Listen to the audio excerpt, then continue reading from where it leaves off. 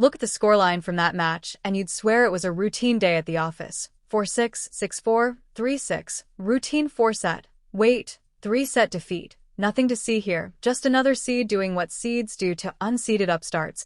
Except that's not even close to what actually happened on that court. And if you only glance at the numbers, you're missing one of the most fascinating tennis stories to come out of Wimbledon this year, because buried inside that result is a 21-year-old going blow for blow with a top-tier opponent on the tournament's biggest stage, and doing it less than 48 hours after pulling off the kind of upset that doesn't happen more than once or twice a decade.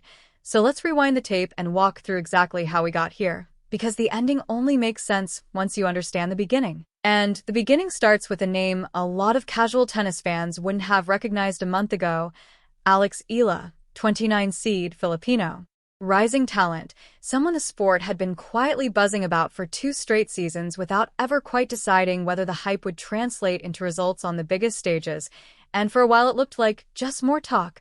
She got through her opener against Renata Zarazua, then handled Maya Joint, tidy performances that barely registered outside the die-hard tennis crowd. The kind of wins that get a passing mention and nothing more, and then round 3 arrived, and everything changed. In an instant, because standing across the net was the defending Wimbledon champion herself, and not just any defending champion but one of the most dominant players of the last several years. Someone who'd lifted that very trophy the previous season, and Eala didn't just compete with her. She didn't grind out some nervy escape where you close your eyes and hope.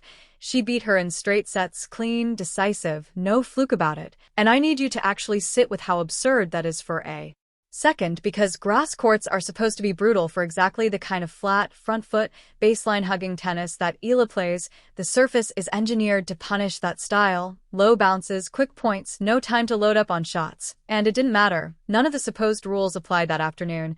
And just like that, the storyline of the entire tournament flipped on its head. The underdog conversation evaporated overnight.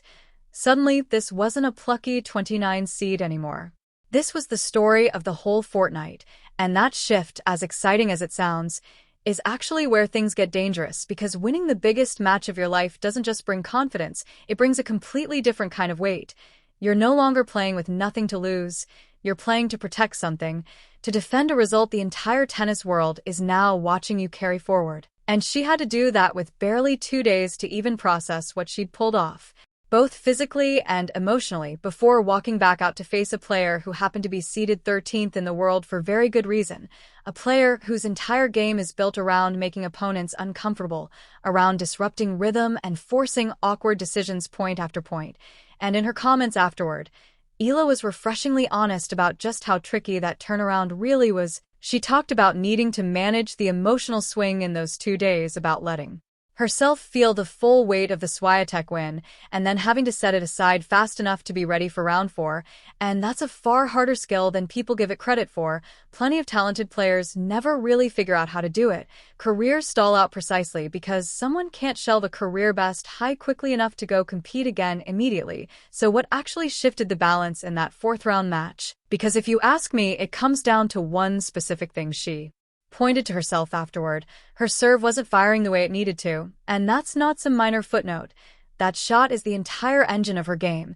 It's what lets her dictate play from the very first ball instead of scrambling into defensive rallies.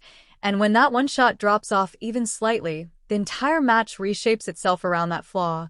Suddenly, the opponent gets first strike chances she wouldn't normally get, more neutral or even favorable looks on the return, more windows to redirect points onto her own terms instead of yours, and her opponent absolutely capitalized, took those kind of skill,